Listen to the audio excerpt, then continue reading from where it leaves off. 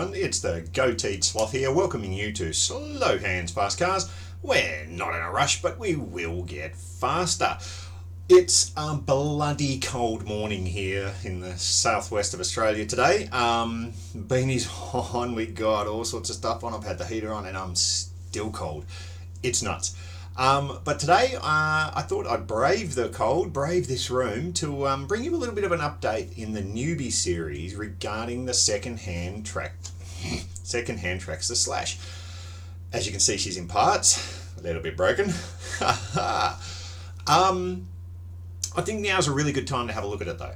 I got it, I cleaned it up, I went over it, Racer X has even raced it, crashed it, and broken it. So I think it's a perfect time to round things up in relation to, do I think going secondhand is a good option for your first car? Now that's going to depend on a lot of things, I'm not going to lie, but I'm going to tell you from my point of view, and I'm going to give you the problems I've had, and that will help you decide, I think. Let's just get into it, shall we? So let's go with the good things first, because you're always got to start with the good things, because there's lots of bad things. So it was cheapish, not cheap, but cheapish. Okay, so price was good. Came with quite a few spare parts. I got some genuine Traxxas screws, quite a few of them. I got some other parts, a different battery holder, was a wheelie bars, that sort of stuff. So you know, came with some stuff. Came with some random stuff, which was pretty cool, like the battery checker. That was awesome. Extra set of tires it came with. The Proline calipers, absolutely brilliant. They don't appear to be well glued on the back side, but that's something I'm pretty sure I can fix up later on. But those are meant to be suited awesomely for our dirt track, so I can't wait to give them a bit of a run around once I become familiar with the track and stuff like that. Did come with a few batteries, but none of them worked at all. None of them would even take a charge. Only one of them would take a charge from my Sky RC T200.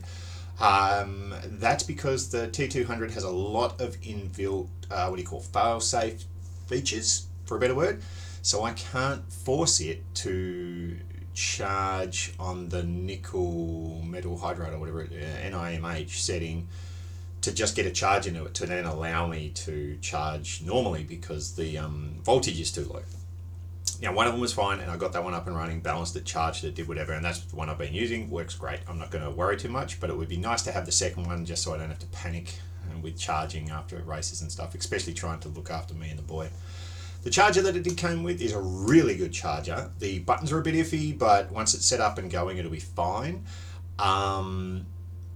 It looks like he's written on the top of it how he gets dead batteries going, so that'll be handy as well. But it didn't come with a power cable, and it didn't come with a charging cable, so I've had to source them. Power cable, not a problem. Father-in-law's got a hoarder, sent the other half around there, came back with one, no problem at all. Charging cable, I'll get into that, alright, because that kind of leads into something that there's an issue with second-hand cars, but we'll get there. So eventually, yes, that's going to be fine. I'm going to be able to use that. Everyone will be happy. Motor appears fine and does appear to have a fair amount of punch. Like it does wheel stands on bloody tarmac real easy, even from a rolling start. So she has a fair bit of punch there. Pretty hard to control on a slippery wet track though. Did find that out. Now, the bad.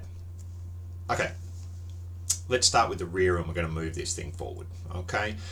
Some of the screw holes included in the rear bumper assembly had been stripped, and there are some screws missing, or whatever. It still holds together, it still does the job. I'm not overly concerned about that. I can always super glue them in if I need to. I don't really care. Slipper clutch plate, you can see here, or the cover, the gearbox cover or whatever it's called, is aluminium. It's an upgrade to aluminium, and I thought, oh, sweet, that'll be great. But I can't undo the slipper clutch protector to be able to adjust the slipper clutch without taking off the whole plate. Not an issue, 2 screws, but it's obvious something's happened there and he's had to use an O-ring to hold it in together. Again, whatever, easily replaceable. I don't really care about that. It's not going to affect the running of it that much. Shocks, ridiculous. Alright, they are not built for a 1/10 anything. Okay, they're huge. They're like 15 mil across the narrowest part of the shock assembly. It was nuts. They're massive. So big that the rear ones bend around suspension parts, okay? It looks like they might have even bent the suspension arms in some places, but definitely bent one of the shock shafts. They're shit, all right? They're just too big, and you can see wear marks on the outside of the springs. So they're going, okay? Luckily though, all those spare parts. I did get some of same physical size, just a lot narrower, more Traxxas size. I'd say they're a big bore Traxxas size. And no oil, but I've got oil, I can sort that out. So that shouldn't be an issue for the rear. But they were massive, okay? Massive. Rear suspension arms are not moving freely. There is some massive binding on one of them. It doesn't even go up very well, so I'm looking at that probably this weekend. We'll get that sorted out. I don't think that's going to be a major problem. I should be able to get that sorted. It's just mechanical stuff. Shouldn't be an issue. ECS is pretty poor. 40 amps should be okay for the use I'll be putting it through, but it's so small I did have to develop a different mounting method that did work, and the fan is bloody noisy. It just doesn't get hot though, so I'm not going to argue too much. All right. Let's move up to the front because the middle is pretty good. Not going to have too much arguments there. Front body mounts are huge. I don't know if you can see them there. They are massive, and it tilts the front of the car right up, and it looks weird. It just looks weird. If it tilted the other one, it looks pretty sick. But no, it's weird. And it makes mounting the shell near on impossible because it's not aligned. I was going to just bore out some more holes, or bore the holes out bigger, but nah, screw it. I'll just replace the bloody top arms because they're just done with a screw. I should be able to get that one done, no problem. So whatever, I'll worry about that later. Front suspension arms are upgraded to aluminium, as you can see behind me, but the screws it comes with are flat head screws, missing some bolts and stuff. They'll do for now. They're not falling apart. I'll worry about that later too. I'll probably end up replacing the whole freaking suspension arm because the boy did break the bulkhead, the front bulkhead, so I do have to replace that. So I'll probably just do the whole freaking lot eventually. But it's cool. They've got good arms. We'll see how they go in the future. Maybe with different suspension on the front, it will be better because the front suspension are massive as well. And to even mount them, he's had to put massive spacers on the top and different screws, like long screws. And with the big crash that my boy had, I hope I get a video of it sorted out. I'm going to put it up here because it's freaking hilarious. It snapped the bulkhead and bent the suspension screws. Like, I nearly didn't get them out. Okay, so they're gone. I'm not even putting them back on. I'm not putting any of the shocks that it came with on. I'm just going to put those other ones that came on the rear, and I'll get some to put on the front, which I'm going to get to in a minute, but you need to know that part. All right. The other thing that does, and this is really bad, I sent the guy a question saying, will this be fine for racing for a start? And he goes, yeah, it'll be fine. No, you can't control the bloody thing. Because when you push the front suspension down, I'd love to have a video of this, but I'm just not prepared for it.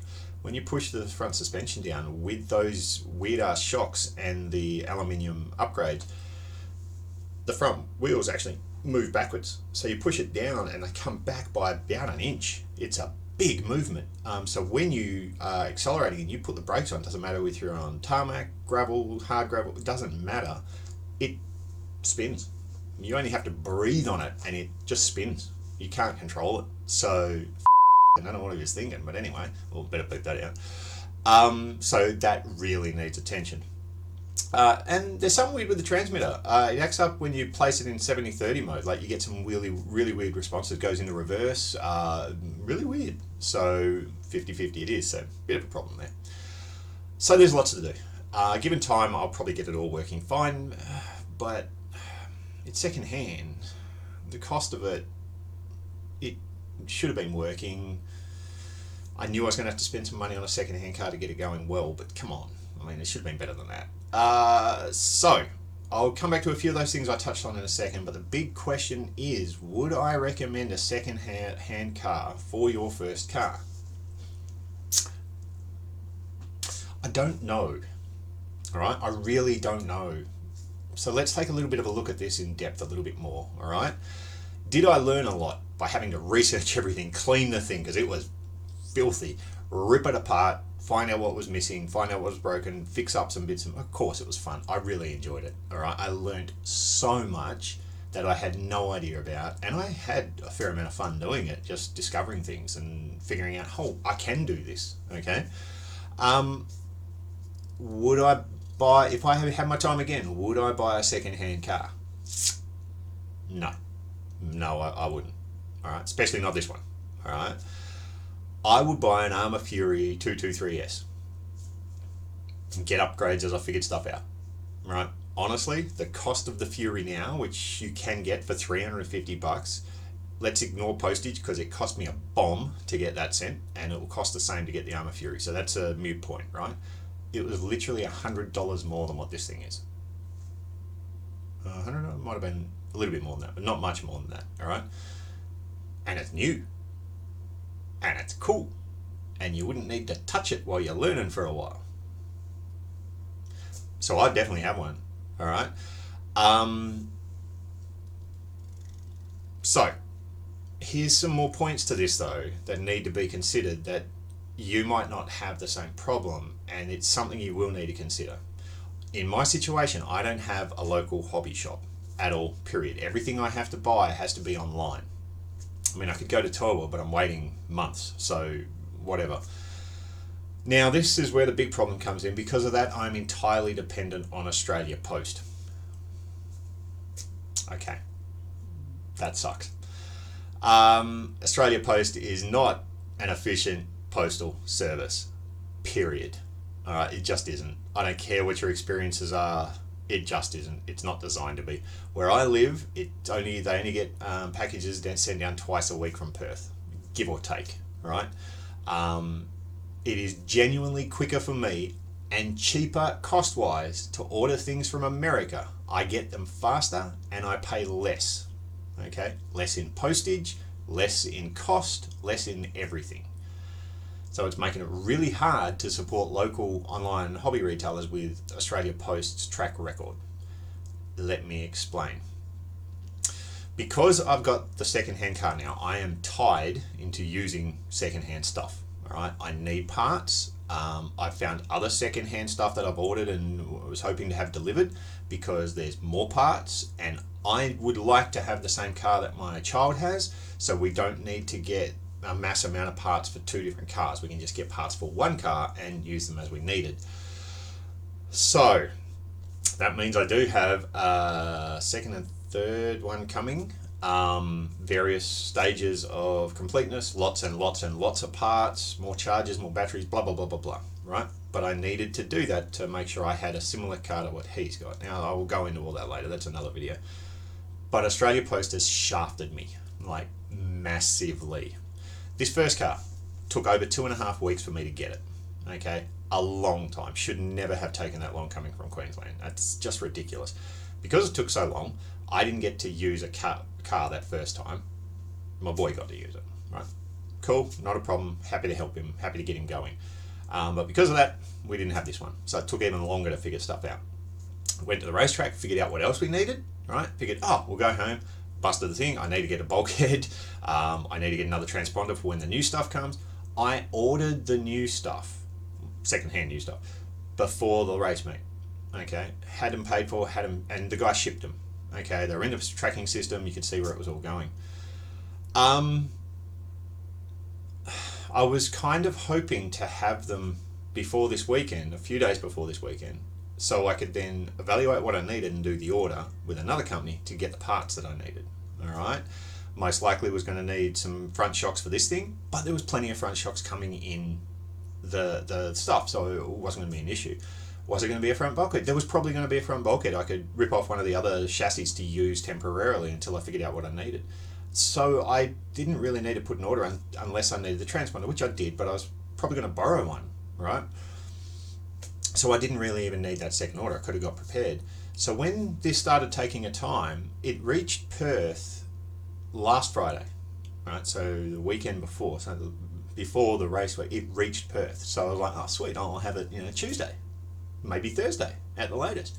When it didn't rock up Thursday, I was getting a bit worried, and I had to place an order then with any hope of me getting some parts. So I did the bare minimum, tried to get what I could, still assuming my new shipment would come in early next week before the next race meet. Anyway, bit of bad timing, kind of sucked. And then Friday night, so I did the order Thursday to the other company to get the transponder bulkhead, a couple of basic tools, a few bits and pieces. Could have got a lot more, could have got more aimed and targeted stuff. So Friday night I got a message from Australia Post that it's now in Queensland again. So it went from Queensland to New South Wales to Perth in 4 days. Got here last Friday. And now I've just been told it got back to Queensland this Friday. Which means I won't have it before next weekend, because there's a public holiday Monday here in West Australia. Don't know if it's all around Australia, I couldn't care less. Not going to have it. And they've even changed the expected delivery date from yesterday, from when I'm doing this video, to after next weekend. So therefore I can't even make an inquiry, because it's not late anymore, is it? They changed the expected date. Man, Australia Post are pathetic. It's just ridiculous. I've got the guy who sent it to me onto it, because he's the only one who can make inquiries anyway. It's nuts. So that has kind of screwed up everything. I will not be racing next weekend. My boy, I've given him, had another birthday party to go to, and he was going to come racing, because he's like, no, I want to come racing again. And I've now had to tell him, don't worry, man, we're not going to have a working car for next weekend. So thank you, Australia Post. That's been fantastic. I can rent the car and send him to the birthday party if I want to, but there's a whole pile of new people wanting to start. I know I'm going to do this, so let them have a go. That's my theory. I'll go and actually volunteer and learn the computer system and stuff. I'll have plenty of time to do that. But wow, what a letdown. You know what I mean? So it's a joke. So I have to deal with Australia Post. Okay? So because of that, and because of the second-hand thing now, I'm stuck with that. So for the cost of the cars alone, ignoring postage, which was bloody astronomical for them to... Anyway, I could have had 2 Armour Furies, a heap of spare parts, and already been racing with both of them weeks ago. Right? Instead, I've raced one meet. I've used the rental twice. Well, actually, my boy used the rental, then I've used the rental. We had to miss a week because of other bits and pieces. And I'm going to miss next week unless I rent another car again, which, again, I don't want to. Welcome to secondhand fun, folks. So would I do it again? Not with the experiences I've had. No. I'd just get an Armour Fury. I really would. But if that Armour Fury was more expensive, let's say it was over, let's say it's at its retail price, $450. I'm thinking again. All right, or I'd look at the A-Trex store, whatever it is, the A-Trex equivalent or the HSP equivalent. Why not? Okay, I'm starting to learn a bit now. I reckon I could find replacement parts, even if they're not genuine or whatever, or not designed specifically. So yeah, if I had the choice, would I do it again? Absolutely not. This has been a freaking nightmare. Australia Post has made it a nightmare. Okay, so yeah, that is genuinely my thought on that. You might be in a better position. You might have a hobby store, so you could easily wander down there and just get the part. You don't have to wait. You don't have to order in. You don't have to meet minimum requirements. You don't have to pay extra postage and stuff. So for you, it's probably fine. Secondhand will work brilliantly. For me, it hasn't. And if I wasn't dead keen on doing this, I'd probably be giving up by now, in all honesty. So the fact that I was already addicted, things will be fine. I'll get through this. We'll make it work. But by the time I get this ready to go, the oval season's going to be just about done. Winter's here. Like, I'm expecting to see white walkers outside my window tomorrow. So the season's going to get cut short. It really will. We've had nothing but rain. Yeah, I know it's Albany. We expect rain, but it's been pretty wet for this time of year. So I've got 3 to 4 months now. I could have just waited, you know. Disappointing. It really is. So my point of view, no, I wouldn't. Yours might be totally different, and I think you'll have a way better experience with it. And you might be in an area where there's a lot more secondhand access to secondhand stuff as well. I just don't have that luxury. Okay, so good luck with your decision. I hope you get into it. I hope you have fun doing it. I have had fun. It's just frustrating with Australia Post, something I can't control. Okay, so I'm going to go because Racer S had soccer and I'm bloody cold. So in the meantime, This is the Goat Eat Sloth remind you, take it easy on the trigger, send it on the straight, and remember, even a sloth can go full throttle, if he has a car.